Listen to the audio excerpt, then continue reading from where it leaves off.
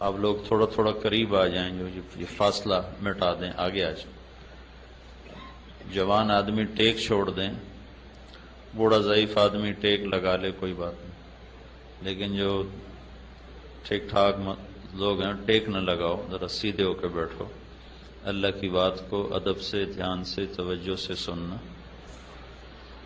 معلومات میں اضافہ نہیں، وہی باتیں ہیں جو سنی سنائی ہیں، لیکن دھیان سے سننے سے دل پہ اثر ہوتا، بے دھیانی سے سنے تو وہ اوپر سے نکل جاتا۔ اس وقت ہم 1,24,000 انبیاء علیہ السلام کی بنائی ہوئی بتائی ہوئی ترتیب پر چلتے ہوئے مینا کے پہاڑوں میں آ گئے۔ جیسے ابھی بھائی جنید کہہ رہے تھے کہ حکم دیکھا جاتا ہے کہ حکم کیا ہے، سمجھ میں آئے یا نہ آئے، کپڑے اتار کے 2 چادریں پہنو، حالانکہ اگر ہم اپنے لباس میں ہوں تو آسانی رہے۔ اب کسی کو تہمت باندھنے کا طریقہ نہیں آتا، کسی کو اوپر کی چادر سنبھالنا نہیں آتا، کبھی تہمت ڈھیلا ہو رہا، کبھی چادر گر رہی، کسی نے اس کو گانٹھیں دی ہوئی ہیں، کسی نے اس کو ویسے چپکایا ہوا ہے، تو کیا کہیں گے کہ بھائی اللہ کا امر ہے اور امر کو ویسے ہی پورا کیا جاتا ہے جیسے کہا جاتا ہے، اس میں اپنا اختیار نہیں ہے، اس میں اپنی تدبیر نہیں ہے۔ چھری بکرے کے سینے میں گھونپ دی جائے تو خون اس کا بھی نکل جائے گا، لیکن کوئی اس کے سینے تو اللہ نے صرف ہمیں نہیں سارے نبیوں کو یہاں پہنچایا۔ یہ تھوڑا آگے ہمارے مسجد خیف ہے، آج سے 14 صدی پہلے اسی وقت میں ہمارے نبی کا خیمہ بھی لگا ہوا تھا، اور 1 لاکھ کے قریب انسان آپ کے دائیں بائیں تھے۔ آپ کا خیمہ چمڑے کا تھا، سرخ چمڑے کا خیمہ آپ کے لیے لگایا گیا تھا، اور آپ کے دائیں طرف مکے کے لوگوں کو حکم دیا گیا خیمے لگاؤ، اور آپ کے بائیں طرف مدینے کے لوگوں کو حکم دیا گیا خیمے لگاؤ۔ آپ کے سیدھے ہاتھ مہاجرین کے خیمے تھے، اور آپ کے الٹے ہاتھ انصار کے خیمے تھے۔ ان پہاڑوں نے نبیوں کو دیکھا، صحابہ کو دیکھا، اللہ کے بڑے محبوب مقرب بندوں کو دیکھا، بندیوں کو دیکھا۔ ذرا سے شک پر جیلوں میں ڈال دیتے ہیں، قتل کر دیتے ہیں، تاریخ بھری پڑی ہے کہ وفاؤں بھری زندگی میں ذرا سا شک ہوا بادشاہوں کو سولیوں پہ لٹکاتے۔ تاریخ مسلمانوں کی بھی غیر مسلموں کی بھی تاریخ بھری پڑی۔ تو بادشاہوں کا دستور یہ ہے جس کو جو نافرمانی کرتا ہے اسے دھکا دے دیتے ہیں، اسے اپنے سے دور کر دیتے ہیں۔ اور ہمارا اپنا نظام بھی یہ ہے، جو ہمارے مزاج پہ نہیں چلتا، سگا بھائی کیوں نہ ہو تو آنا جانا بند ہو جاتا، میل ملاقات بند ہو جاتی۔ آگے بچوں کو بھی کہہ دیا جاتا ہے اس کے گھر نہیں جانا۔ یہ ہمارے ماحول کی چیز ہے، میں کوئی نئی چیز نہیں بتا رہا ہوں۔ ایک واحد اللہ ہے جس نے سارا سال میری نافرمانیوں کو دیکھا، میرے گناہوں کو دیکھا، میری جرتوں کو دیکھا کہ میں نے اللہ کو کیسے کیسے للکارا، کیسے کیسے اندھیرے اجالے میں اپنی منہ کالے کیے، زبان گندی کی، آنکھوں کو گندا کیا، ہاتھوں کو گندا کیا، پاؤں کو غلط استعمال کیا، پیسے کو غلط استعمال کیا، روئیں روئیں کو داغدار کر دیا، تن ہم داغ داغ شد، گناہوں سے سارا تن داغ داغ ہوا۔ میں حیران ہوں پھر اللہ نے ہمیں کیوں بلا لیا؟ وہ تو ہمیں دھتکار دیتا، دفع ہو جاؤ، تم اس قابل ہی نہیں ہو کہ میرے دربار میں بلائے جاؤ، یہ کیوں بلا لیا؟ سگی اولاد کو دھتکار دیا جاتا ہے، روزانہ اخباروں میں آق نامے لکھے ہوتے ہیں، میں نے آق کر دیا، روزانہ اخبار بھرے پڑے ہوتے ہیں۔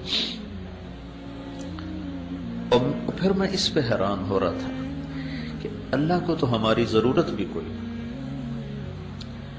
یہ مینا کی وادی میں ایک بھی حاجی نہ آئے تو اللہ کے دربار میں، اللہ کی شاہی میں کوئی کمی تو نہیں آتی، اور جتنے موجود ہیں اس سے 10 گنا 1000 گنا ہو جائیں تو اللہ کی بادشاہی میں زیادتی کوئی نہیں ہوگی۔ اللہ کا حرم بھرا پڑا ہے طواف کرنے والوں سے، اس سے اللہ بڑا تو نہیں ہو گیا، اور ایک بھی طواف کرنے والا باقی نہ بچے تو اس سے اللہ چھوٹا تو نہیں ہو جاتا۔ انا اغنى الشركاء عن الشرك واللہ الغنی وانتم الفقراء۔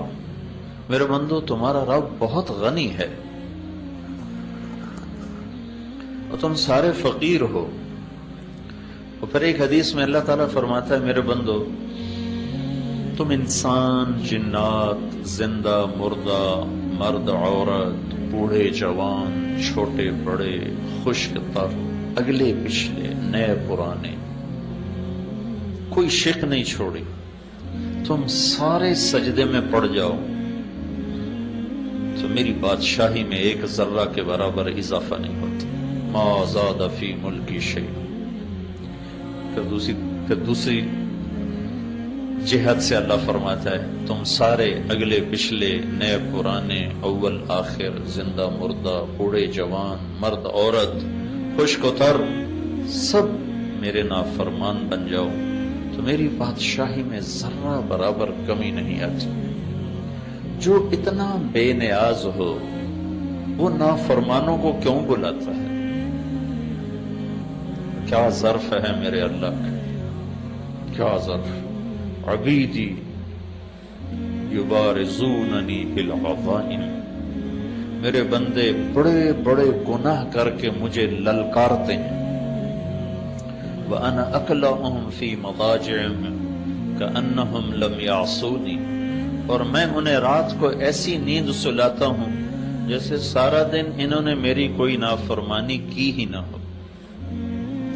تو بھائیو، سب سے پہلے تو ہم سب مرد عورت اللہ کا شکر ادا کریں۔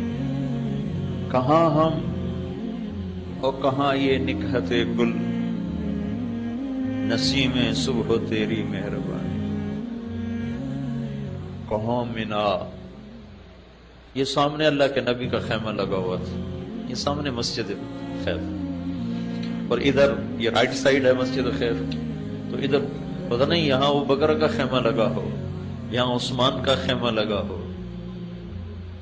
مہاجرین کے خیمے ادھر تھے، انصار کے خیمے ادھر تھے، مکے کی سائڈ انصار کے خیمے، مینا کی سائڈ مہاجرین کے خیمے۔ ہمیں اللہ نے کیوں بلایا؟ میں تو نس نس میں نافرمانی رچی ہوئی، تو ہم تو اس قابل نہ تھے کہ اس یہاں آتے۔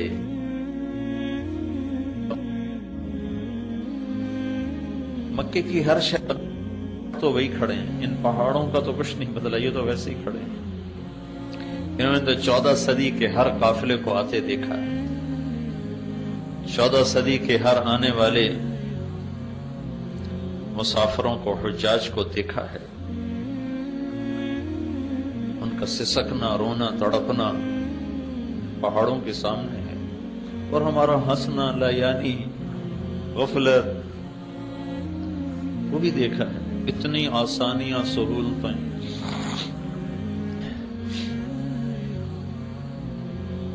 تو بھائیو، پہلا ہمیں اللہ کا شکر ادا کرنا چاہیے کہ اس نے ہمیں بلایا ہے۔ آدمی خود آ سکتا ہے، اپنی طاقت سے آ سکتا ہے۔ میں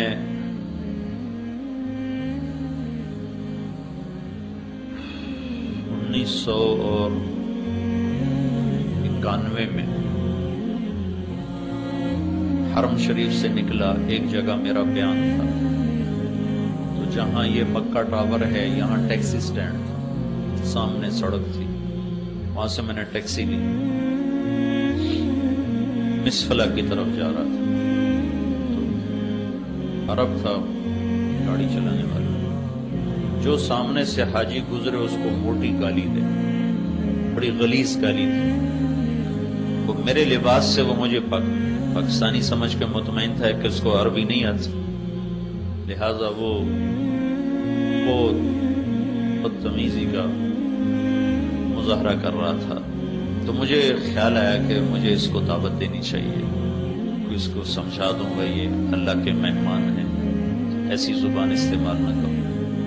تو میں نے اس سے ایک دم عربی میں گفتگو شروع کی تو وہ تھوڑا ہل گیا، اس کو پتہ چل گیا بھائی اس کو سارا پتہ چل رہا تھا۔ میں نے اس سے تھوڑی آخرت کی بات شروع کی تو وہ مجھ سے کہنے لگا مجھے دین کی کیا دعوت دیتے ہو، مجھے 10 سال ہو گئے میں نے بیت اللہ کی شکل نہیں دیکھی۔ مجھے یہ خیال آیا کہ یہ بدو ہوگا کسی گاؤں دیہات کا جو حج کے سیزن میں کمائی کرنے آ گیا تو نہیں بیت اللہ گیا۔ تو میں نے کہا تم باہر سے آئے ہو حج کے سیزن کے لیے؟ کہنے لگا نہیں میں مکے میں رہتا ہوں، مکی ہوں، میری 2 بیویاں ہیں، 10 برس سے میں نے حرم کے اندر قدم نہیں رکھا۔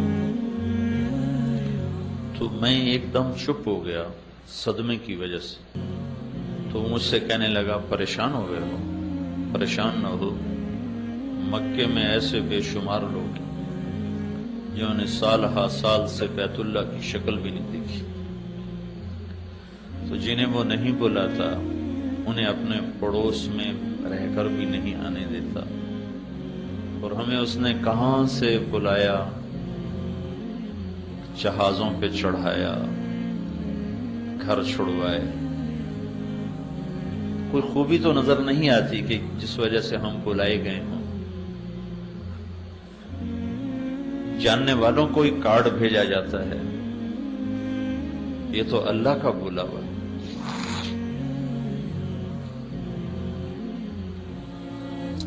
تو بھائیوں بہنوں، ہم سب پہ شکر واجب ہے کہ یا اللہ تیرا شکر ہے تو نے ہمیں بلایا ہے۔ میں نے گزشتہ رات بھی بات کی تھی، اس کو پھر دہراتا ہوں، ضروری ہے۔ حج کا احرام باندھنے کے بعد اللہ 3 چیزوں کا مطالبہ کرتا ہے۔ فمن فرض فیہن الحج فلا رفث ولا فسوق ولا جدال فی الحج۔ میرے بندو، جب احرام باندھ لو تو اب یہ احرام کی پابندیاں اگرچہ ظاہری طور پر حج سے متعلق ہیں، لیکن 3 چیزوں کا مطالبہ موت تک تم سے کرتا ہوں۔ لا رفث، زبان کے غلط استعمال سے توبہ کر، مرتے دم تک اپنی زبان کو غلط استعمال نہ کرو۔ آپ نے حضرت معاذ بن جبل سے فرمایا معاذ تمہیں سارے دین کا خلاصہ بتاؤں، سارے دین کا خلاصہ؟ کہا جی کیا ہے؟ تو مجھے دیکھیں آپ نے ایسے کیا، فزیکلی کر کے دکھایا۔ یہ نہیں فرمایا زبان پہ قابو پاؤ، یہ نہیں فرمایا، کیوں کیا؟ معاذ وہ شخص ہیں جن کے ہاتھ میں قیامت کے دن علماء کا جھنڈا ہوگا، تو ان کو ایسے سمجھایا جیسے بچے کو سمجھایا جاتا۔ ایسے کیوں کیا؟ کہ دین کا مشکل ترین کام ہے اس زبان پہ قابو پانا۔ تو معاذ کہنے لگے یا رسول اللہ زبان پہ پکڑ ہوگی؟ تو آپ نے فرمایا معاذ کیا کہتے ہیں، سب سے زیادہ جہنم میں دھکا دینے والی زبان۔ تو اللہ کا ہم سے مطالبہ ہے جب تم اس پاک وادی میں آئے ہو تو اس زبان کی وَإِذَا تَصَابَتْ أُمَّتِي سَقَطَتْ مِنْ عَيْنِ اللَّهِ، جب میری امت گالیاں نکالنا شروع کرے گی تو اللہ کی نظروں سے گر جائے۔ ہمارے چھوٹے چھوٹے بچے گالیاں نکالتے،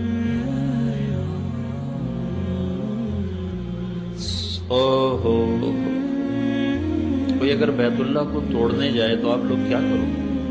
اس کی بوٹی بوٹی کر دو گے، بیت اللہ گرا رہا ہے۔ کسی مسلمان کو ماں بیٹی کی بہن کی گالی دینا یہ بیت اللہ کو توڑنے سے بڑا جرم ہے، کہ بیت اللہ پتھروں کی عمارت ہے، اور مسلمان کا دل ایمان سے بھرا ہوا ہے جس میں اللہ ہے۔ موسیٰ علیہ السلام سے ان کی قوم نے پوچھا تیرے رب کا کوئی گھر ہے؟ تو اللہ تعالیٰ نے فرمایا موسیٰ تیرا رب زمان و مکان سے پاک ہے، لیکن جو دل گناہوں سے پاک ہوتا ہے وہ میرا گھر بن جاتا ہے، میں اپنے بندے کے دل میں بس جاتا ہوں، وہ میرا عرش بن جاتا۔ تو یہ ایک مطالبہ ہے زبان پہ قابو، صرف احرام تک نہیں، پوری زندگی، ساری زندگی سہتے رہو، چپ رہو۔ چپ رہنے میں بھی بڑا مزہ ہے، جواب دینے کا بھی ایک مزہ ہے، وہ وقتی سا ہوتا ہے۔ چپ رہنے کی ایک تکلیف ہے، وہ وقتی ہوتی ہے، لیکن اس پر جو آگے مٹھاس اور ٹھنڈک اللہ دیتا ہے، شہد بھی کیا چیز ہے، رس گلے اور رس ملائیاں بھی کیا چیز ہیں، پی جا ایام کی تلخی کو بھی ہنس کے ناصر، غم کے سہنے میں بھی قدرت نے مزہ رکھا۔ چپ اوہ نہ کر لبوں کو سی، عشق ہے دل لگی نہیں، سینے پہ تیر کھائے جا، آگے قدم بڑھائے جا۔ تو یہ ایک مطالبہ ہے تمام مردوں عورتوں سے جنہوں نے احرام باندھا ہے، لا رفث، تالا لگا، خیر کی بات کرو، شر کی بات۔ ہنسی مزاح منع نہیں ہے، وہ تو انسانی فطرت ہے، اسے کیسے روکا جا سکتا؟ اللہ کے نبی ہنستے بھی تھے، مزاح بھی کرتے تھے، صحابہ آپ کے سامنے لطیفے بھی سناتے تھے، آپ بھی اس سے خوش ہوا کرتے تھے، ہنسا کرتے تھے۔ دل آزاری منع ہے، بے اکرامی منع ہے، کسی کی پگڑی اچھالنا منع ہے، کسی کو بے عزت کرنا منع ہے۔ اسلام تو ہمیں اوروں کے الزام بھی اپنے اوپر لینے کا سبق ہے۔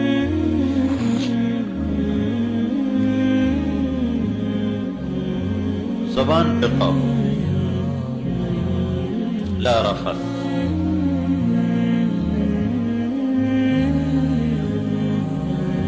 دوسرا مطالبہ ہے ولا فسوق، ولا فسوق۔ تمہاری زندگی میں جتنے کبیرہ گناہ شامل ہیں انہیں نچوڑ دو، آج دھو دو، اپنی زندگی سے نکال دو۔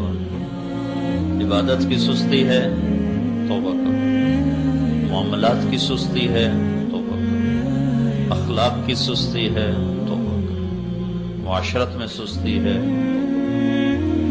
بندوں اور تمہارے درمیان معاملات خراب ہیں تو اس کو بھی ٹھیک کرو، تمہارے اور تمہارے رب کے درمیان معاملات خراب ہیں تو اس کو بھی ٹھیک کرو۔ خلوت و جلوت کو اللہ سے آباد کر دو، لا فسوق۔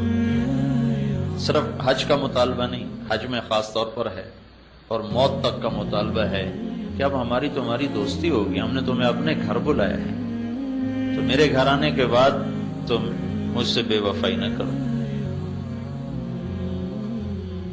اور عاشقانہ انداز میں بلایا، اگرچہ ہمارے انداز عشق نہیں ہیں، لیکن حج کا مطلوب اصل میں عشق ہی ہے، اس لیے ہمیں عاشقانہ لباس پہنا ہے۔ زیب و زینت عاشق نہیں کیا کرتے، عاشق جو ہوتے ہیں وہ زیب و زینت سے بیزار ہوتے۔ عاشق ہوویں عشق کماں میں، دل رکھیں وانگ پہاڑوں ہو، سہ سہ بدیاں ہزار غلامیں، کر جانے باغ بہاراں ہو۔ منصور جے چک سولی دتے، جڑے واقف کل اسراراں ہو۔ سجدیوں سر چائیں نہ باہو، توڑے کافر کہن ہزاراں ہو۔ عاشق سوئی حقیقی جڑا، قتل معشوق دے منے، سر نو جوڑے تے منہ نہ موڑے، بھویں 100 تلواراں کھنے۔ سچا عشق حسین دا بابو، سر دتے تے راز نہ بننے۔ یہ عاشقانہ انداز ہے۔ زیب و زینت بیوی کو بھی نہیں دیکھ سکتے، خوشبو کے قریب نہ، دیوانے بنو، مستانے بنو، ڈھونڈو اپنے رب کو پاگلوں کی طرح، تیرے کوچے اس بہانے، مجھے دن سے رات کرنا، کبھی اس سے بات کرنا، کبھی اس سے بات کرنا۔ یہ اللہ کو پا لینے کا سفر ہے۔ لا الہ الا اللہ کلمہ معرفت ہے، اللہ کی پہچان کلمے سے۔ نماز اس کلمے کو تعلق سے بدلتی، زکوٰۃ اس تعلق کو محبت سے بدلتی، روزہ اس محبت کو عشق سے بدلتا ہے، اور حج پھر عاشق کا سفر ہے معشوق کو ڈھونڈنے کا اور پا لینے کا۔ اس لیے طواف ہے، پھیرے لگ رہے ہیں، پھیرے لگ رہے ہیں۔ کپڑے اترے ہوئے ہیں، کہتا ہے لاہور کراچی کی مسجد میں جاؤ تو اچھے کپڑے پہنو، خذوا زینتکم عند کل مسجد، اچھے کپڑے پہنو، بدبودار نہ ہو، صاف ستھرے ہو کر جاؤ۔ اور جب ادھر بلاتا ہے تو اللہ کے نبی سے پوچھا گیا ای الحاج افضل، یا رسول اللہ سب سے اچھا حاجی کون ہے؟ کہ الشیخ الطفل، جس کے سر میں مٹی پڑی ہوئی ہو، بال بکھرے ہوئے ہوں، اور جوئیں اس کے سر سے گر رہی ہوں۔ جوں مارنے کا بھی حکم نہیں، اگر جوئیں پڑ جائیں تو جوئیں مارنے کا حکم نہیں۔ اب ہمارا احرام تو ہوتا ہے 2 دن کا، وہ جو لوگ احرام باندھتے تھے اور پھر پیدل چل کے آتے تھے تو 2 ہفتے کا احرام ہوتا تھا، بڑے بڑے بال ہوتے تھے، مٹی گرد و غبار، جوئیں جنم لیتی تھیں، تو مارنا نہیں ہے، بارش برداشت کرو۔ شیخ الطفل جو بالکل دیوانہ ہو، مستانہ ہو، مجنونانہ ہو، وہ سب سے بہترین حاجی۔ کیوں؟ کہ اس میں عاشقی کا رنگ زیادہ ہے، اس میں دیوانگی کا رنگ زیادہ ہے۔ ایک لڑکی بیت اللہ کا طواف کر رہی تھی، وہ کہہ رہی تھی ابا الحب ان یخفى فکم قد کتمتہ فاصبح عندی قد اناق وطنہ۔ محبت سے بہت اپنے آپ کو بچایا اور محبت نے خیمے گاڑ ہی دیے، تو دل پہ قبضہ جما ہی لیا، اور مجھے کسی کا دیوانہ بنا ہی دیا، نہ مجھے اپنا چھوڑا نہ کسی اور کا چھوڑا۔ تو جنید بغدادی رحمت اللہ علیہ 7 طواف کر رہے تھے، انہیں جب یہ شعر سنے تو انہوں نے کہا لڑکی تو بہت بے ادب ہے، بیت اللہ میں ایسے شعر پڑھتی ہے۔ تو اس نے پھر شعر پڑھا لولا التقى لم اهجر عن طيب الوصل۔ جنید غلط نہ سمجھ میری بات کو، رات کے اندھیروں میں اللہ کے گھر کے طواف عشق ہی کرواتا ہے، تجھے اتنا بھی نہیں پتا میں کس کے عشق میں کہہ رہی ہوں۔ تو جنید رحمت اللہ علیہ ذرا ٹھٹ کے سنبھلے کہ یہ لڑکی تو کچھ اور ہے۔ پھر اس لڑکی نے کہا جنید کس کا طواف کر رہے ہو؟ تو انہوں نے فرمایا بیت اللہ کا۔ تو وہ ہنسنے لگی اور یوں آسمان کی طرف نگاہ اٹھائی اور کہنے لگی یا اللہ تیرے بھی بندے کیسے دیوانے ہیں، تجھے چھوڑ کر پتھروں کا طواف کرتے، تیری بجائے پتھروں کا طواف کرتے۔ تو جنید فرماتے ہیں میں غش کھا کے گر گیا، اور پھر مجھے اندازہ ہوا کہ وہ کس مقام کی بچی تھی، میں اس کو غلط سمجھا تھا۔ تو حج کا سفر اصل تو اللہ کو ڈھونڈنے کا سفر۔ اب یہ حج ٹور والوں نے سہولتیں دینے کے چکر میں سارا حج لڑائی بنا دی، ہمیں یہ نہیں ملا، ہمیں وہ نہیں ملا، ہمیں یہ نہیں دیا گیا، ہمیں وہ نہیں دیا گیا۔ وہ اصل جو تصور تھا وہ ختم ہی ہوتے رہے۔ کھانا ایسا تھا، بس ایسی خراب تھی، جگہ اتنی تنگ تھی، ہوٹل اچھا نہیں تھا۔ جس رب نے بلایا تھا کہ آ تیرا میرا کچھ تعلق ہو جائے، وہ تو محوی ہو گیا، بلبل نہیں ہو گیا۔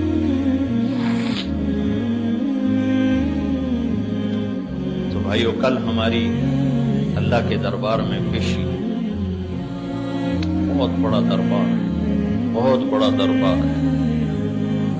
جتنے بھی گناہ ہیں نا کل اللہ سے مانگو کہ اللہ تعالیٰ فرماتا ہے عرفہ کے دن میرے بندو آج اتنے گناہ لے کر آؤ جتنے بارش کے قطرے، ہم اتنے کر سکتے، اتنے گناہ لے کر آؤ جتنے ریت کے ذرے ہیں، اتنے کوئی کر سکتا ہے؟ اتنے گناہ لے کر آؤ جتنے درختوں کے پتے ہیں، اتنے گناہ لے کر آؤ جتنے گردش ایام میں، جب سے ٹائم شروع ہوا، ٹائم اربوں سال پہلے ٹائم شروع ہوا، اس دن سے آج تک جتنے دن رات بنے ہیں اس کے برابر گناہ لے کر آؤ، اس سارے کے مجموعے کے برابر گناہ لے کر آؤ، تو آج میں معاف کرنے کے لیے آیا بیٹھا ہوں، تمہارے دو بول کا منتظر ہوں گا کہ تم کو یا اللہ معاف کر، میں سارے معاف کروں۔ تو اللہ کا دوسرا مطالبہ ہے گناہ چھوڑ دو۔ اس کا مطلب یہ نہیں کہ یہ فرشتہ بن جائے گا، اس سے پھر بھی ہو جائے گا، نیک آدمی سے بھی گناہ ہوتا ہے، لیکن وہ گناہ کر کے پچھتاتا ہے، روتا ہے، اور عادی نافرمان سے بھی گناہ ہوتا ہے، وہ اکڑتا ہے، دلیر ہوتا ہے، دونوں میں یہ فرق ہو جاتا ہے۔ اس لیے علماء کہتے ہیں نیک لوگوں کی کمیاں نہ پکڑو، نیک لوگوں کی کمیاں نہ پکڑو۔ کیوں کہتے ہیں صحابہ کے بارے میں زبان بند رکھو؟ خود اللہ کے نبی نے فرمایا اللہ اللہ فی اصحابی لا تتخذوهم غرضا من بعدی، کہ میں تمہیں اللہ سے ڈراتا ہوں میرے صحابہ کے بارے میں کبھی بات نہ کرو، ان کو کبھی تنقید کا نشانہ نہ بنانا۔ وہ فرشتے نہیں، انسان تھے، ان سے خطائیں ہوئی ہیں، لیکن ان کی خطاؤں پہ گفتگو نہ کرنا، ورنہ اللہ تمہیں پکڑ لے گا۔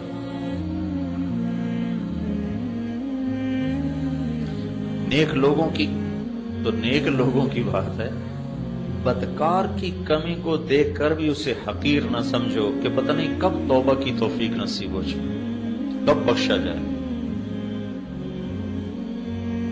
یہی جنید جمشید کو ایک دفعہ مجھے یاد نہیں میں کہاں بیٹھا تھا، تو سامنے ٹی وی چل رہا تھا، میں اس کو جانتا نہیں تھا، تو وہ ٹی وی پر یہ آ رہا تھا اور یہ ناچ رہا تھا، تو اس کے گرد لڑکیاں ناچ رہی تھیں، تو میرے دل میں آیا کہ اس کو تو ہدایت مل ہی نہیں سکتی، یہ میرے دل میں آیا کہ اس کو تو ہدایت مل ہی نہیں سکتی،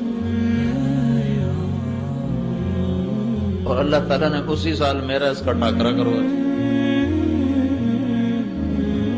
بدگمانی تو حرام ہے، اور کسی مسلمان کو اس کے گناہ کی وجہ سے حقیر سمجھنا حرام ہے۔ پتہ نہیں کب توبہ کرے، نہیں توبہ کرتا، پتہ نہیں کون سی بات اللہ پسند کر کے اس کی بخشش کر دے، تو میں پکڑا جاؤں کہ تو میرے بندے کو حقیر کیوں سمجھتا تھا۔ تو دوسرا مطالبہ ہے اللہ تعالیٰ کا، گناہ چھوڑو، ہو جائے گا توبہ کرو، جب ہو توبہ کرو، توبہ کی کوئی حد نہیں۔ اور سونا اللہ کے نبی کا فرمان ہے اگر تم سارے نیک بن جاؤ، کوئی گناہگار نہ ہو، تو اللہ تم سب کو موت دے کے جنت میں پہنچا دے گا، اور ایک قوم پیدا کرے گا جو گناہ کرے گی، پھر اپنے گناہوں پہ بیٹھ کے آنسو بہائے گی کہ یا اللہ معافی دے، پھر اللہ ان کو خوش ہو کے معاف کرے گا۔ اللہ کو معاف کرنا اتنا پسند، تو یہ دوسرا مطالبہ ہے، گناہ نہیں، ہو جائے معاف، یا اللہ توبہ، یا اللہ توبہ۔ تیسرا مطالبہ کیا ہے؟ ولا جدال، ولا جدال، جھگڑا نہیں کرنا، لڑائی نہیں کرنا۔ ساری زندگی کے لیے دستبردار ہونا سیکھو، اور اللہ کے خزانوں میں جمع کرتے جاؤ، کرتے جاؤ، کرتے جاؤ۔ افرغ من کنزک عندی لا غرق ولا حرق ولا سرق، میرے بندے اپنا خزانہ میرے پاس جمع کرا دے، میرا بینک نہ ڈوبتا ہے، دنیا کے بینک تو ڈوب جاتے، میرا بینک نہ لٹتا ہے، دنیا کے بینکوں پہ تو ڈاکے پڑتے، میرا بینک نہ جلتا ہے، دنیا کے بینکوں میں تو آگ بھی لگ جاتی۔ اوفی کہو احوج ما تکون الیہ، جس دن تو سب سے زیادہ محتاج ہوگا میں تیرا سرمایہ کروڑوں گنا زیادہ کر کے تجھے واپس کر دوں۔ جھگڑا نہیں کرنا، لڑائی نہیں کرنا، سہ جانا ہے، پی جانا ہے۔ یہ 3 مطالبے ہیں اللہ کے۔ ایک خوشخبری ہے چپ رہ جانے والی کی، اپنا حق چھوڑ دینے والی کی۔ آپ نے مدینے والوں سے فرمایا میرے بعد تمہیں تمہارا حق نہیں ملے گا، تم کیا کرو؟ تو نے ایسے کہا یا رسول اللہ ہم تلوار اٹھائیں گے اور اپنا حق وصول کریں گے۔ تو آپ نے فرمایا میں تمہیں اس سے بہتر چیز بتاؤں؟ کہا جی کیا؟ کہا تم صبر کرنا اور حوض کوثر پہ آ کر مجھ سے ملاقات کر لینا، میں ساری کمیاں تمہیں اللہ سے پوری کروا کے دے دوں، سارے حق میں دلوا دوں۔ خوشخبری صرف مدینے والوں کے لیے نہیں ہے، ہر اس بندے بندی کے لیے ہے جو اللہ کی رضا کی خاطر جھگڑا چھوڑ دیتا ہے اور حق سے دستبردار ہو جاتا ہے۔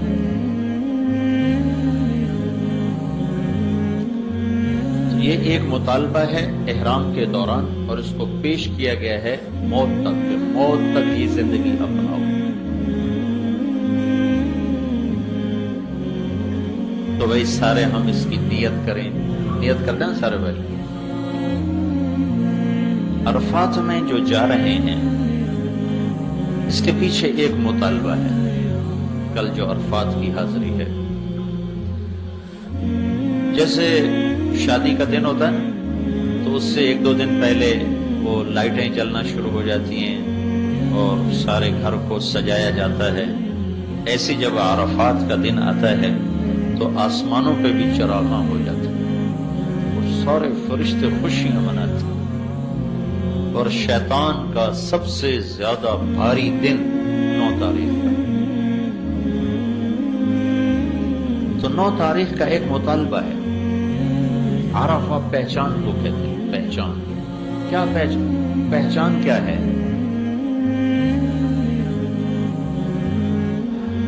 آدم علیہ السلام کو اللہ نے آسمان سے اتار کے سری لنکا پہنچایا اور حوا کو شام میں پہنچایا۔ جیسے مردوں میں یوسف علیہ السلام سب سے حسین ہے، عورتوں میں حوا اللہ نے سب سے حسین بنا۔ ان جیسا حسن دنیا میں کسی عورت کو نہیں ملا قیامت تک۔ 40 سال میاں بیوی چلتے رہے روتے رہے، چلتے رہے روتے رہے۔ 40 برس کے بعد چلتے چلتے جبل رحمت کے قریب ایک طرف سے آدم علیہ السلام چل کے آ رہے تھے اور دوسری طرف سے اماں جان چل کے آ رہی تھیں، اور دونوں کا ٹاکرا اور آمنا سامنا اس میدان میں ہوا، پہچان کا میدان، عرفات، پہچاننے کا میدان۔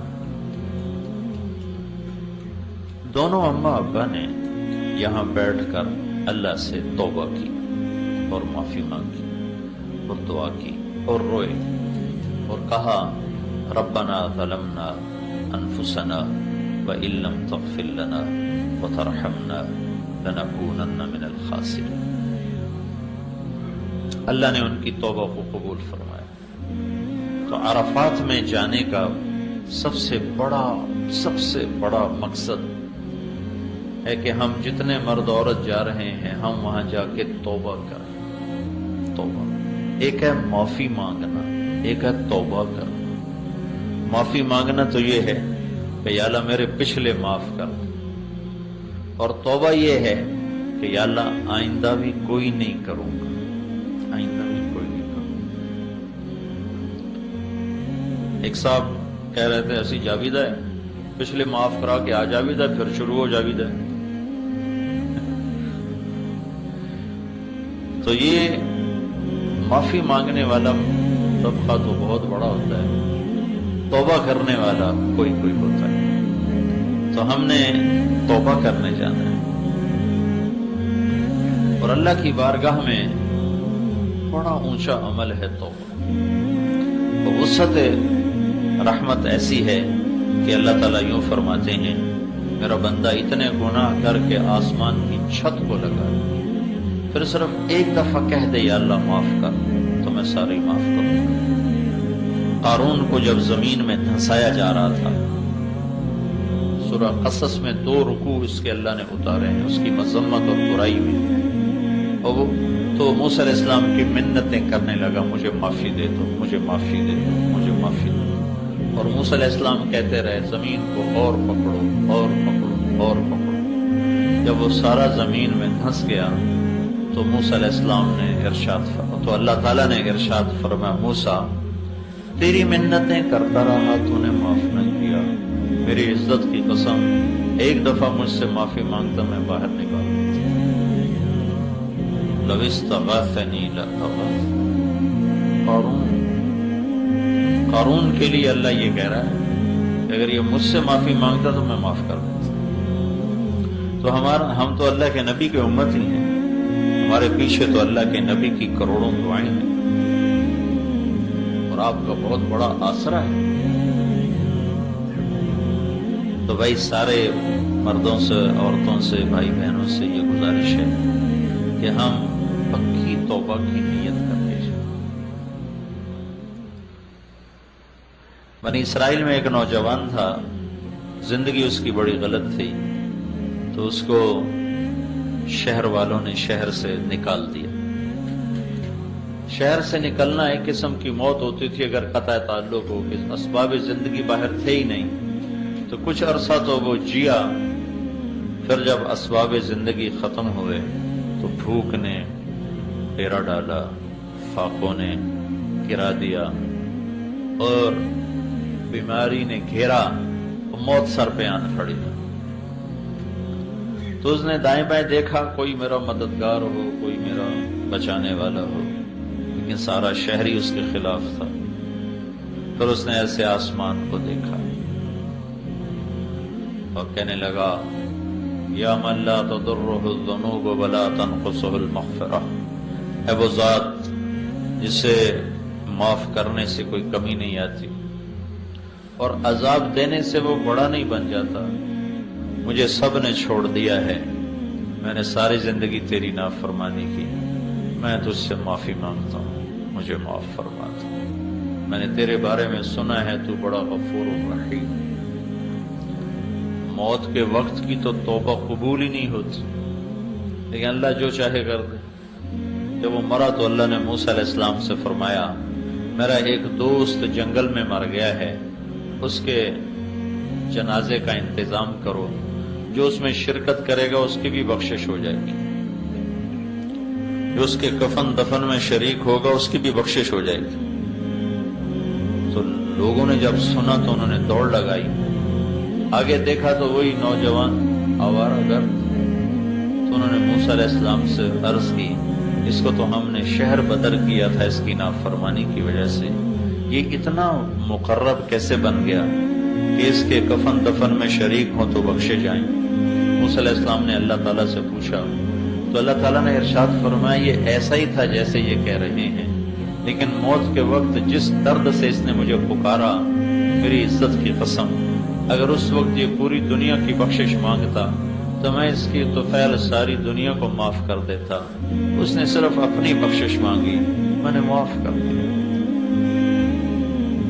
تو بھائی سب سے گزارش ہے کہ حج کی بہت بڑی چیز ہے اور حج کا بہت سر فہرست مطالبہ ہے کہ ہم عرفہ میں توبہ کے لیے جا رہے ہیں۔ تو سارا مجمع توبہ کی نیت کرے۔ توبہ کیا ہے؟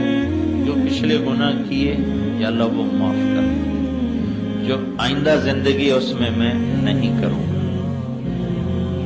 سب معاف ہوگا۔ ہاں کسی کا حق دبایا ہوا ہے وہ گناہ معاف ہو گیا، حق معاف نہیں ہوا، وہ واپس کرنا ہوگا۔ اللہ کے نبی نے فرمایا کہ شہادت ہر گناہ دھو دیتی، لیکن اگر شہید بھی کسی کا حق مار کے مرا ہوگا تو اللہ اسے قیامت کے دن بولے شہید نبیوں کے بعد ان کے درجے ہیں شہید۔ اللہ تعالیٰ فرمائیں گے اس کا حق ادا کرو جو تو نے دبایا تھا۔ وہ کہے گا یا اللہ وہ تو لاہور میں تھا، کراچی میں تھا، پشاور میں تھا، پنڈی میں تھا، یہاں تو نہیں۔ تو اللہ تعالیٰ فرمائیں گے میں نے وہ منگوا لیا ہے، ادا کرو۔ کہا جی کدھر ہے؟ جاؤ فرشتوں سے اللہ کہے گا اس کو جہنم میں لے جاؤ۔ تو جہنم کے 7 حصے ہیں، جہنم حطمہ، لظہ، سعیر، سقر، جحیم، حاویہ۔ حاویہ منافقین کے لیے ہے، وہ حق حاویہ میں پڑا ہوگا۔ شہید جہنم کے سارے حصوں سے گزرتا ہوا حاویہ میں آئے گا اور اسے اٹھا کر اوپر جائے گا، جب کنارے پر آئے گا تو اللہ دھکا دے گا اور پھر نیچے گرے گا۔ یہ شہید کے ساتھ معاملہ ہے۔ تو عام آدمی اگر کسی کا حق مار کے مر گیا تو وہ کدھر جائے گا؟ کہاں سے نجات پائے گا؟ تو بھائیو، توبہ کرو، توبہ کرو۔ خاص طور پر لوگوں کے حقوق کے بارے میں بہت حساس معاملہ ہے آخرت کا۔ دوسری چیز اس مینا کی وادی سے متعلق ہے۔ یہاں جو ہم احرام باندھ کے بیٹھے ہوئے ہیں، کفن میں ہیں، یہاں ایک بہت بڑی داستان بکھری پڑی ہے مینا کی وادیوں میں، پہاڑوں میں، چوٹیوں پر۔ یہاں ابراہیم علیہ السلام اور اسماعیل علیہ السلام نے ایک داستان اپنے خون سے لکھی تھی، جو ہر آنے والے مرد عورت سے مطالبہ ہے کہ آج کے بعد اپنے جذبوں سے زندہ نہ رہو، ابراہیمی جذبوں سے زندہ رہو کہ یا اللہ تجھ پر ہر شے قربان، ہر شے تیری، تجھ پر قربان۔ یہ جذبہ اللہ مانگتا، جذبات کی قربانی، احساسات کی قربانی اور اپنے مال و متاع کی قربانی۔ 84 سال عمر تھی ابراہیم علیہ السلام کی جب اللہ نے بیٹا دیا، 84 برس کی عمر۔ 60-65 سال گزر گئے، دعا مانگتے، یا اللہ بیٹا دے، یا اللہ بیٹا دے، یا اللہ بیٹا دے۔ اور فلسطین سرسبز زیتون، امرود، انگور کے باغات میں اللہ تعالیٰ نے رکھا ہوا ہے، بیٹا ملا۔ 2 ہفتے نہیں گزرے تھے کہ اللہ نے کہا نظروں سے دور کر دو۔ کہاں لے جاؤں یا اللہ؟ کہا جہاں ہم کہیں۔ کہا مجھے کیا پتا تو کہاں کہے گا؟ تو اللہ تعالیٰ نے فرمایا جبریل تمہاری راہبری کرے گا۔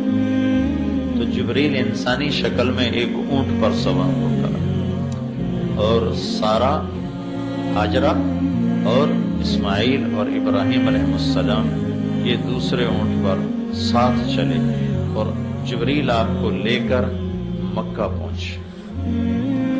چاروں طرف کالے پہاڑ، جبل ابی قبیس، صفا، مروہ، جبل عمر، جو اب جبل عمر پتہ نہیں اس کو کیا نام تھا۔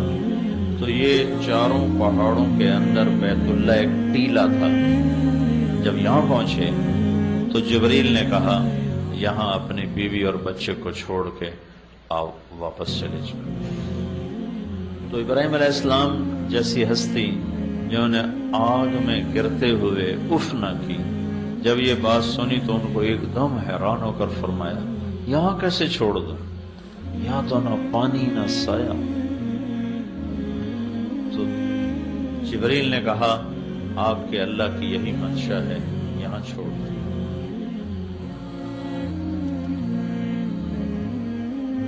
جب ان کو چھوڑ کر چلنے لگے تو وہ حیران پریشان۔ وہ تو مصر کی شہزادی تھی ہاجرہ، مصر کے بادشاہ نے اپنی بیٹی نکاح میں دی تھی۔ حیران پریشان، یہ کیا کر رہا ہے ہمارے ساتھ؟ وہ چل دیے تو وہ کہنے لگے کیا کر رہے ہو؟ کدھر چھوڑ کے جا رہے ہو؟ کیوں چھوڑ کے جا رہے ہو؟ اور آگے حکم ہے جواب بھی نہیں دینا، خاموش، چپ کر کے جا رہے۔ اونٹنی کی نکیل پکڑی اور جا رہے۔ کدئی ایک جگہ آتی ہے جہاں اب یہ زمزم کا پانی وہاں مہیا کیا جاتا ہے۔ یہ بیت اللہ سے کوئی 3 کلومیٹر کا فاصلہ ہے۔ یہاں تک میاں بیوی چلتے آ رہے ہیں اور ہاجرہ فریادیں کرتی آ رہی ہیں۔ آپ ذرا سوچو ابراہیم کے دل پہ کیا گزر رہی ہو؟ صرف نبی نہیں ہے، حامد بھی تو ہے، باپ بھی تو ہے، انسان بھی تو ہے، کیا گزر رہی ہوگی؟ اس امت کو گھر چھوڑنا پہلے دن سے سکھایا گیا۔ اس امت کی ابتدا ہی گھر چھوڑنے سے، بیوی بچے چھوڑنے سے ہے کہ ان کو دنیا میں دین پھیلانے کا کام ملنا تھا، تو اللہ نے ان کو پہلے سے تربیت فرمائی کہ یہ اللہ کے کلمے کے لیے گھر چھوڑنے والے بنے۔ 3 میل کے بعد ان کو خیال آیا یہ اللہ کا رسول ہے، کہیں اوپر سے کوئی حکم نہ آیا ہو، تو پھر فرمانے لگی اللہ امر، کیا اللہ نے کہا ہے؟ تو ابراہیم علیہ السلام نے ایسے سر ہلایا، ایک دم ہاجرہ کے جذبات بدل گئے، وہ تن گئے، کہنے لگے اذن لن یضیعنا اللہ، جاؤ چلے جاؤ، میرا رب مجھے کبھی ضائع نہیں کرے گا۔ تو کیا حشر ہوا ہوگا اس معصوم بچے کا۔ 3 دن میں پانی ختم ہو گیا، کھانا ختم ہو گیا، ایک چھاگل میں پانی تھا تھوڑا سا، کچھ سزا دے رہا تھا، کچھ کھانا تھا، اگر اللہ چاہتے تو ختم ہوتے ہی چشمہ نکال دیتے۔ اللہ کی کیا حکمت ہے کہ اسماعیل کی چیخیں ہیں اور وہ ایڑیاں رگڑ رہا ہے، اور ماں بے قرار ماہی بے آب کی طرح تڑپتی ہے، ہائے میں کیا کروں، ہائے میں کیا کروں۔ جب نہیں رہا گیا اور اس کا رونا برداشت نہیں ہوا تو بھاگ کے صفا پہ چڑھ گئی، حالانکہ پتہ تھا کچھ بھی نہیں، کچھ بھی نہیں دیکھا، دور دور تک کوئی امید و آس۔ پھر نیچے اترے، جہاں دوڑتے ہیں وہ وادی تھی، وہاں بچہ نظروں سے اوجھل ہو گیا تو وہاں دوڑ لگائی تاکہ بچے کو جلدی سے دیکھ سکوں۔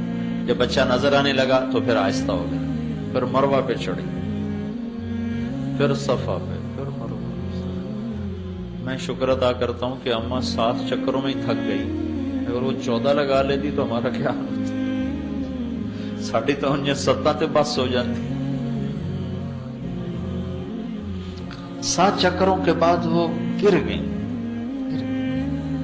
وہ جی نہ چاہا کہ بچے کو کے پاس جاؤں، میں گر گئی، اور اس نا امیدی میں کہ میں یہاں مر جاؤں وہ وہاں مر جائے، میں بچے کو مرتا دیکھ نہیں سکتا، تو بڑی یاس بھری نظروں سے بچے کی طرف دیکھا تو اللہ کا غیبی نظام حرکت میں آ چکا تھا۔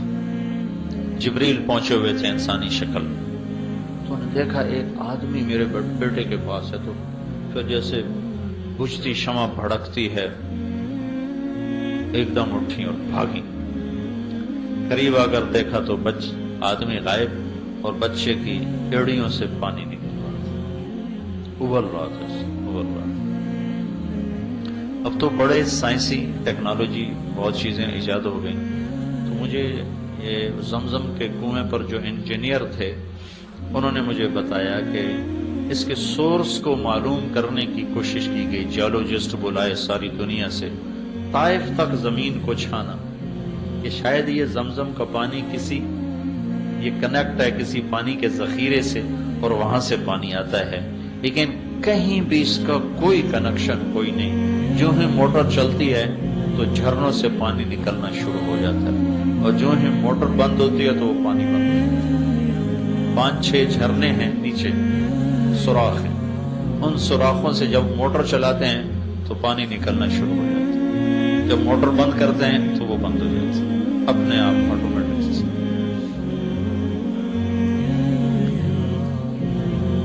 1 سال گزر گیا تو اللہ تعالیٰ نے ملنے کی اجازت دی۔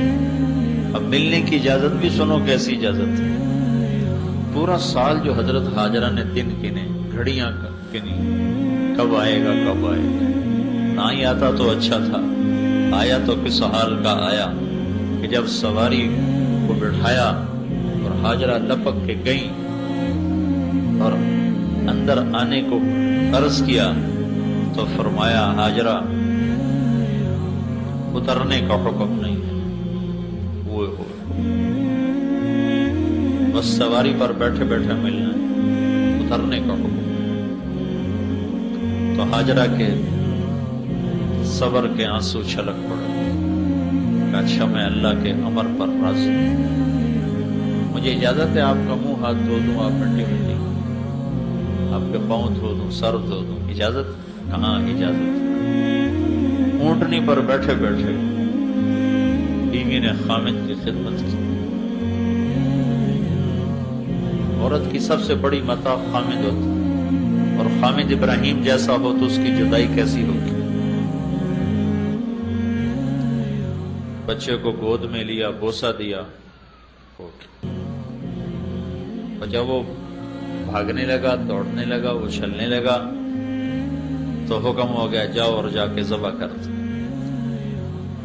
یا آئے تھے ایک دفعہ ملنے، یا اب آ رہے ہیں ذبح کر. کس عمر میں؟ 94 سال کی عمر. 92 سے 94 سال کی عمر تھی. 92 سال کا بندہ تو مرغی نہیں ذبح کر سکتا. اسے کہا جا رہا جا کے بچے کو ذبح کر دو.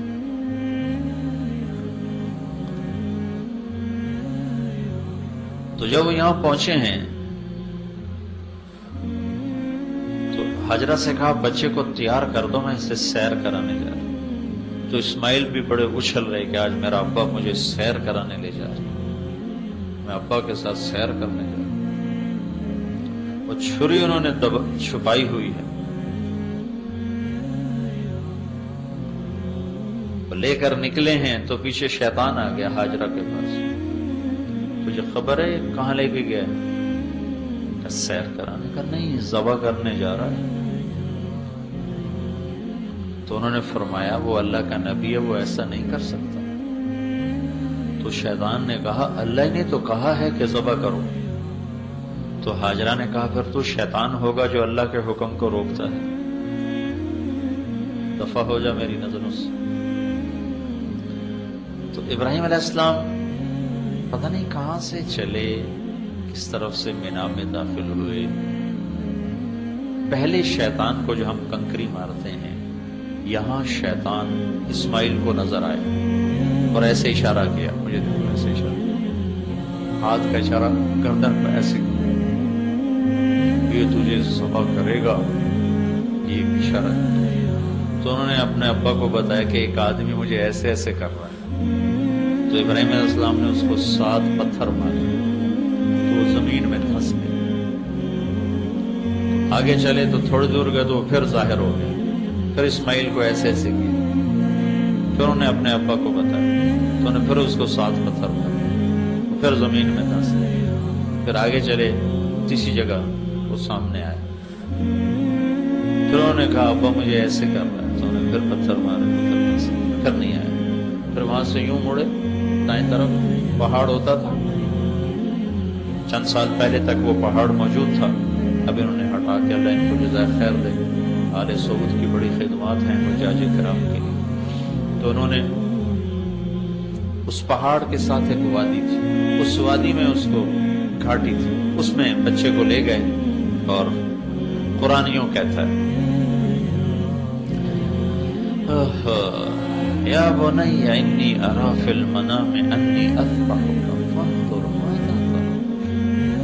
میرے بیٹے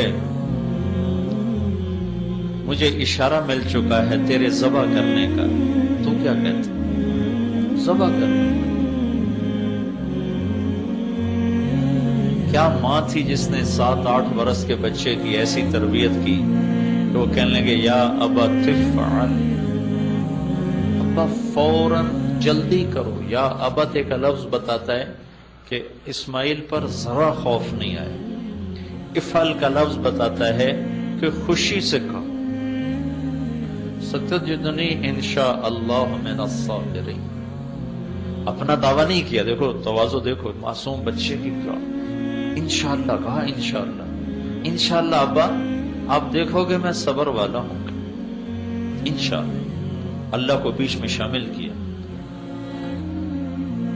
تو ابراہیم علیہ السلام کہنے لگے بیٹا تجھے خبر ہے میں کیا کہہ رہا ہوں؟ تو بہت خوش خوش بول رہا ہے. تو فرمایا مجھے خبر ہے آپ جو کچھ کہہ رہے ہیں، سودا بڑا سستا ہے، آپ کے بدلے میں اللہ مل جائے گا، اللہ آپ سے بہتر ہے. دنیا کے بدلے میں جنت مل جائے گی، جنت دنیا سے بہتر ہے. پھر بچے کا ذہن ماں کی طرف چلا گیا. تو اسماعیل فرمانے لگے ہاں مجھے اپنی ماں کا خیال آ رہا ہے، اسے بہت دکھ ہوگا میرے مرنے کا. تو آپ ایسا کریں ابا، میں آپ کو اپنا کرتا اتار کے دیتا ہوں، یہ آپ میری نشانی رکھ لیں اور میری ماں کو جا کے دے دیں، جب وہ مجھے یاد کیا کرے گی تو میرا کرتا دیکھ لیا کرے گی، اور آپ اپنے کرتے میں مجھے کفن دے کر ادھر ہی دفن کر دینا، مجھے مکے نہ لے جانا، وہاں نہ لے جانا، ادھر ہی دفن کر دینا۔ اور یہ معصوم بچہ اپنے باپ کو نصیحت کر رہا ہے، میرے ہاتھ پاؤں باندھو، کہیں میرا پاؤں تجھے لگ نہ جائے۔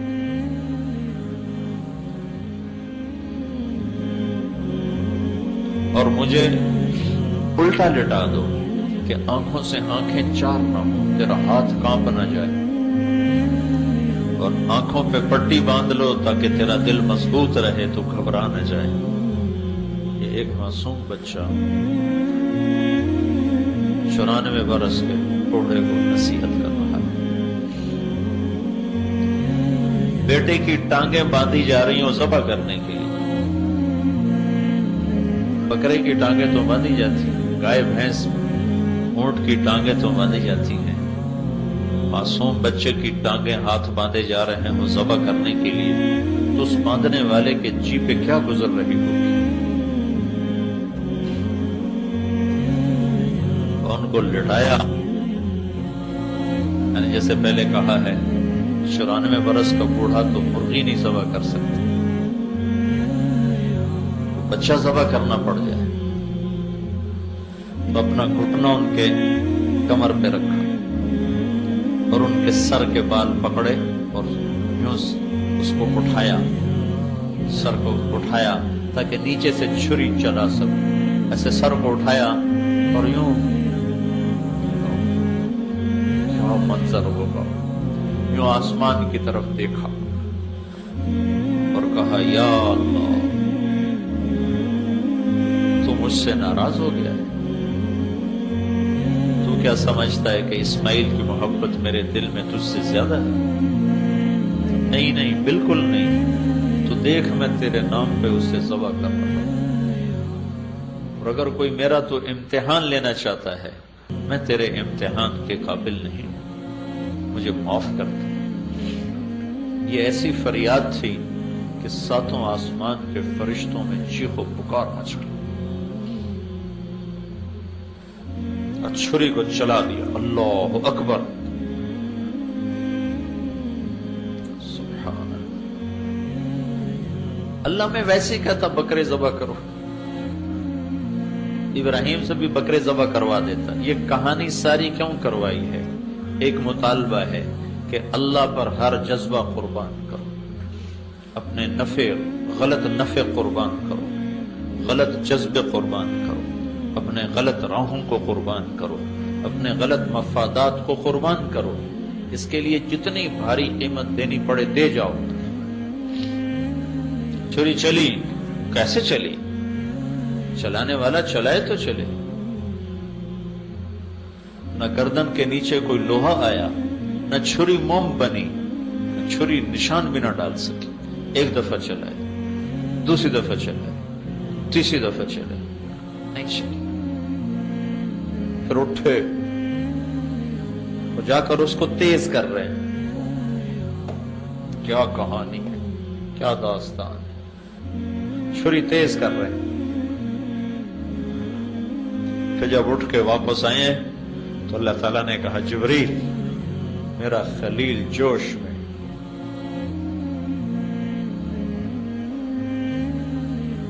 فوری پہنچو، اب میرا خلیل جوش میں،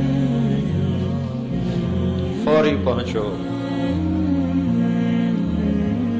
تو 1 سیکنڈ کے 1000 کروڑ میں کھرب میں حصے میں جنت سے چھترا لیا،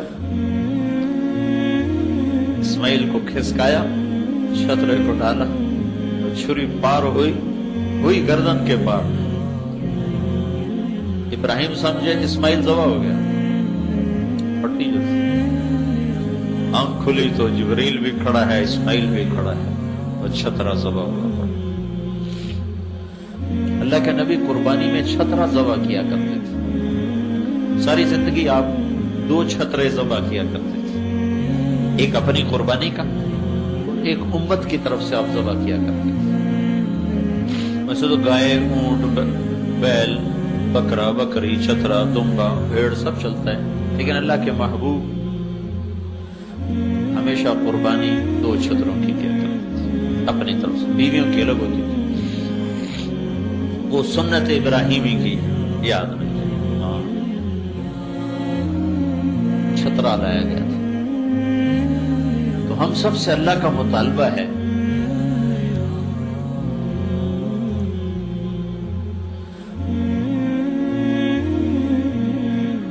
کہ اب جب ہم اس میدان میں آ گئے ہیں تو اب اپنی چاہتیں چھوڑ دیں، اللہ کے اور اللہ کے محبوب کی پسندیدہ زندگی اور چاہتوں پر اپنی چاہتیں قربان کرتے جائیں، قربان کرتے جائیں، قربان کرتے جائیں۔ یہ حج کی روح ہے، روح ہے حج۔ ایک ہے حج کے ظاہری اعمال، کل میں نے بتائے تھے، آج پھر آخر میں بتا دوں گا۔ وہ اتنا مشکل نہیں، آسان ہے، اور اگر کوئی کمی بیشی ہو جائے تو اس کا لیے دم ہے، فقرہ دے دیا جائے، وہ اس کی کمی پوری ہو جائے گی۔ لیکن ایک حاجی توبہ نہیں کرتا تو اس کی تو کوئی تلافی نہیں۔ ایک حاجی مینا میں آ کر اپنے جذبے نہیں بدلتا تو اس کی کوئی تلافی نہیں۔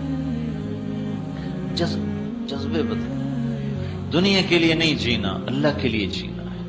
بیوی بچوں کے لیے نہیں جینا، اللہ کے لیے جینا ہے۔ اپنی ذات کے لیے نہیں جینا، اللہ کے لیے جینا ہے۔ اللہ کو پانے کا سفر ہے زندگی، اللہ کو ڈھونڈنے کا سفر ہے زندگی، اللہ تک مل جانے کا سفر ہے زندگی، باقی تو راستے کی چیزیں۔ عبد الرحمن الناصر اسپین پہ 50 برس حکومت کی، کہنے لگا ایک دفعہ اپنی زندگی کے خوشی کے دن گنے تو 50 سال میں صرف 14 دن خوشی کے گزرے۔ اللہ کو چھوڑ کر جس چیز کو بھی لوگ موضوع بنائیں گے تو دکھوں کا شکار ہو جائے۔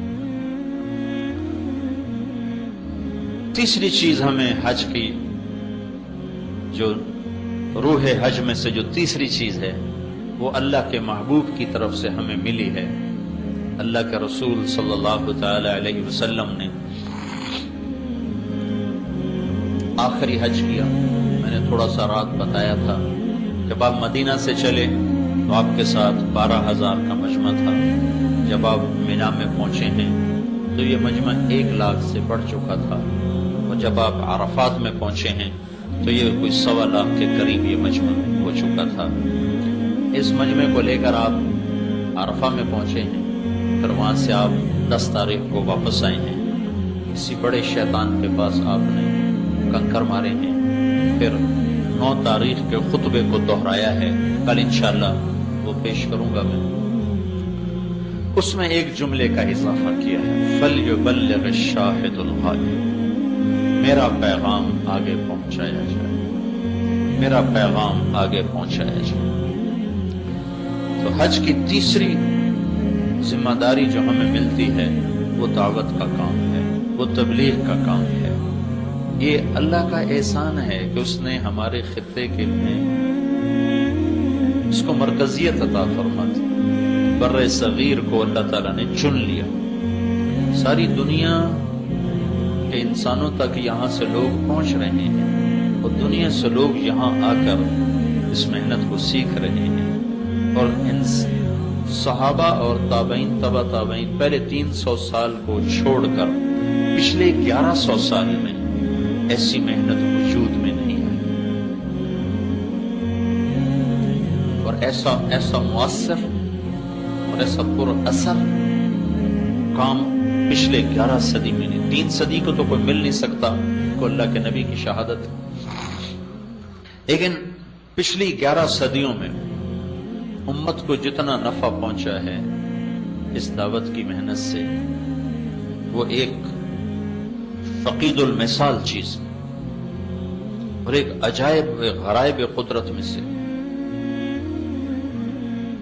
تو بھائیو، تیسری چیز جو ہمیں ملتی ہے اس حج کی نسبت سے، وہ دعوت الی اللہ ہے، اس کو آپ تبلیغی جماعت کی طرف منسوب مت کریں. میرا نبی براہ راست کہہ رہا ہے فَلْيُبَلِّغِ الشَّاهِدُ الْغَائِبُ، میرا پیغام جو مینا میں حاضر ہو جائے الف لام کے ساتھ کہ قیامت تک جتنے لوگ مینا میں آئیں گے وہ میرا پیغام آگے پہنچائیں گے. تو اس کو واپس جا کر مینج کریں کہ کچھ وقت ہم اس دعوت کے مبارک کام کے لیے نکالیں. اپنے دنیا کے کاموں کو تو ہم وقت دے ہی رہے ہیں، اس میں داخل کریں، اضافہ کریں اس مبارک محنت کا، اس مبارک کام کا، جس سے اوروں تک دین پہنچے، اوروں تک کلمہ پہنچے. پوری امت کا اجتماعی جرم ہے کہ ہم 6 بر اعظم میں بسنے والے انسانوں تک اللہ کا پیغام نہیں پہنچا رہے.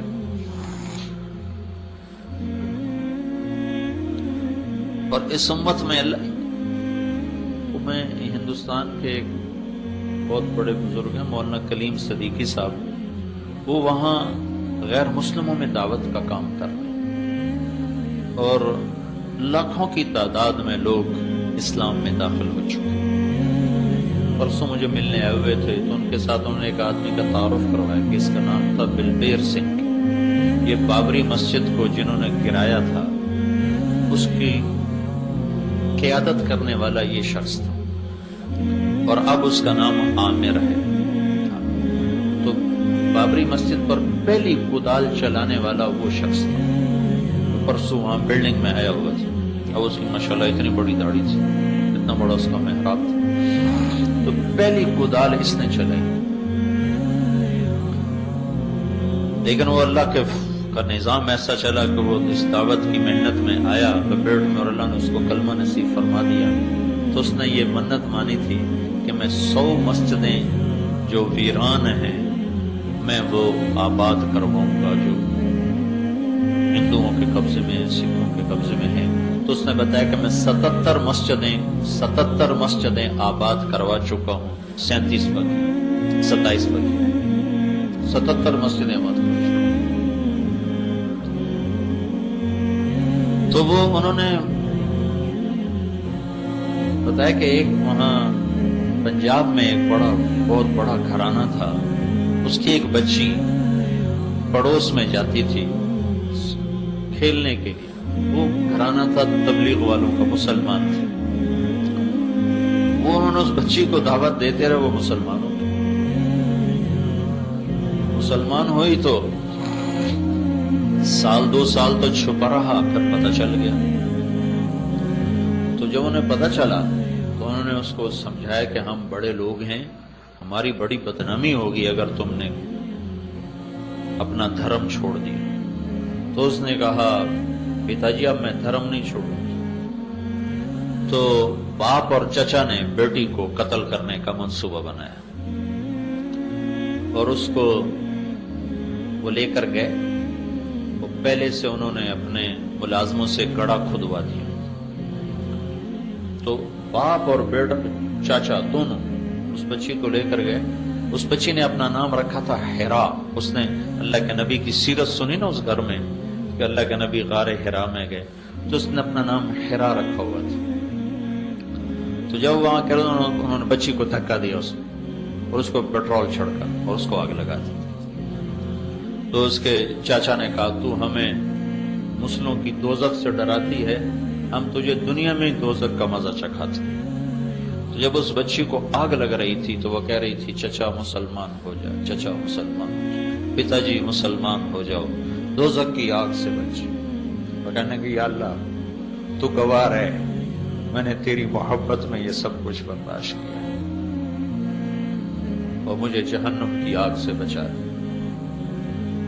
اور وہ آخری سانس تک یہی کہتے رہے پتا جی مسلمان ہو جاؤ، چاچا مسلمان ہو جاؤ. تو جب وہ واپس آئے تو چچا بہت سنگ دل تھا، مار دھاڑ والا تھا، لیکن باپ تو باپ تھا، وہ گر گیا چارپائی پہ.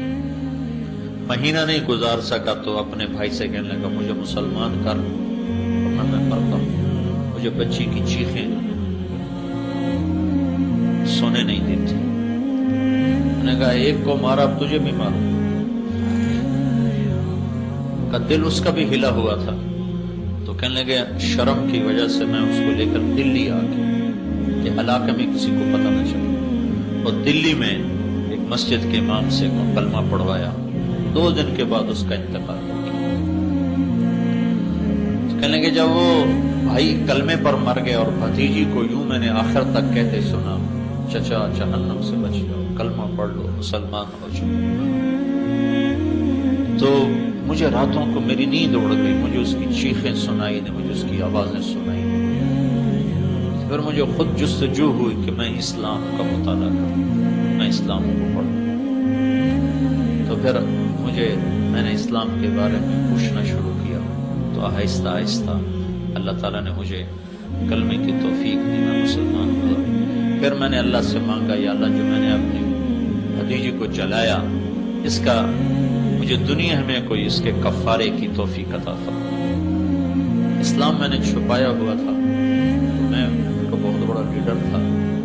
تو ایک جگہ ہندوؤں نے منصوبہ بنایا مسلمان بچے بچیوں کے اسکول کو جلانے کا اور اس میں ان کو بند کر کے جلا دینے کا. تو میں اس منصوبے میں شریک تھا. تو اس میں کوئی 300-350 بچے بچیاں پڑھتے تھے. کہنے لگے راتوں رات میں گیا اور ان کے لیے خفیہ دروازے بنوائے راتوں رات. اور پھر جب صبح وہ بچے آئے ہیں تو میں نے پہلے ہی جا کر ان کو بتا دیا اور ان کو خفیہ دروازے سے سب کو نکالا. جب آ کر وہ اٹیک ہوا ہے تو بچے سارے وہاں سے نکل چکے تھے. تو اس کے بعد میری روح کو سکون ہوا ہے کہ اب میں سکون کی نیند سوتا ہوں کہ میں نے 300 بچوں کی زندگی بچائی ہے.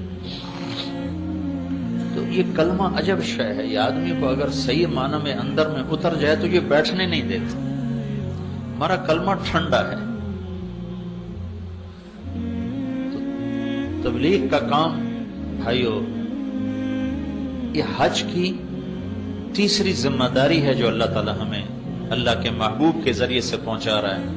فَلْيُبَلِّغِ الشَّاهِدُ الْغَائِبُ, میرا پیغام آگے پہنچا دو. تو اس میں تبلیغی جماعت کا تو سوال ہی کوئی نہیں, طارق جمیل کا تو سوال ہی کوئی نہیں. میں اچھا ہوں یا برا ہوں میرا اور میرے اللہ کا معاملہ ہے. لیکن میرے ذمہ ہے اگر جبت ہیں جماعت کی آستینوں میں, مجھے ہے حکم اذان لا الہ الا اللہ, میرے تو ذمہ ہے صدا لگانا, مجھے اس کی دعوت دینا. کیا پتا کوئی ایسا بندہ تیار ہو جائے جو میری بھی بخشش کا ذریعہ بن جائے. کہتے ہیں خود عمل ہوتا نہیں, لوگوں کو تبلیغ کرتے ہیں, اس کا کیا فائدہ؟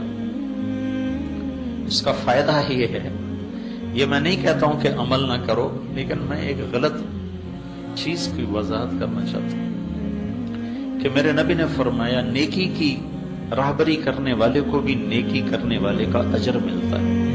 کیا پتا ہمیں اور بخشوا لے اوروں کے ذریعے. ایک حدیث آپ کو سناتا ہوں. لوگ جنت میں جا رہے ہوں گے اور جہنمی مجرم کھڑے ہوں گے, تو ان کے سامنے سے جنتی گزریں گے تو ایک جہنم والا ایک جنتی سے کہے گا بھائی آپ مجھے پہچانتے ہو؟ وہ کہے گا نہیں. کہا آپ کو یاد نہیں, آپ فلاں جگہ پر تھے, آپ کو وضو کی ضرورت تھی تو میں نے آپ کو وضو کا پانی مہیا کیا تھا, یاد آیا؟ ہاں یاد آیا. کہ میری سفارش تو کرتے. تو وہ کہے گا یا اللہ تیرے اس بندے نے اپنا ایک احسان مجھے یاد دلایا ہے, تو مہربانی فرما دے, اس کو بھی معاف کر دے. تو اللہ تعالیٰ فرمائیں گے چلو تیری وجہ سے اس کو بھی معاف کر دے. میں اپنی ذات میں کھوٹا مسلمان, لیکن میری دعوت سے ایک سچا مسلمان تیار ہو جاتا ہے اور وہ جنت میں جا رہا ہوتا ہے. تو اگر پانی وضو کے پانی دینے پر سفارش ہو سکتی ہے تو سیدھا راستہ دکھانے پر تو بہت بڑی امید ہے سفارش. ہاں کاروبار نہ ہو, یہ جو منع کی ایک آدمی اب دین کو کاروبار بنا لیتا ہے اور وہ اس سے اپنی دنیا بنانے کے چکر میں ہے, اس کا معاملہ اور ہے. ایک آدمی دین کو کاروبار نہیں بنا رہا, وہ دعوت کا کام کر رہا ہے لیکن گناہگار بھی ہے, کمزور بھی ہے, غلط بھی ہو جاتا ہے, ٹھیک بھی کر لیتا ہے, اس کا معاملہ اور ہے. تو بھائی بھائیو، یہ 3 باتیں ہیں جو ہم نے اللہ سے مانگنی ہیں۔ ایک ہم نے توبہ کرنی، اس کی نیت کرنا ہے سر۔ ایک ہم نے اپنے جذبات اور احساسات کو آج کے بعد اللہ اس کے رسول پہ قربان کرنا ہے۔ جو وہ چاہتے ہیں وہ کرنا ہے، جو نہیں چاہتے وہ چھوڑ دینا ہے۔ اور ایک ہم نے دعوت کا کام یہاں سے لے کر اسی وادی میں میرے نبی نے 10 تاریخ کو بھی بیان کیا، 11 تاریخ کو بھی بیان کیا، اور اس میں فرمایا فَلْيُبَلِّغِ الشَّاهِدُ الْغَائِبُ، میری بات آگے پہنچا، میری بات آگے پہنچا۔ تو بھائیو، میری ساری بات کا خلاصہ، ہم نے اپنی زبان کی حفاظت کرنی ہے، ہم نے کبیرہ گناہ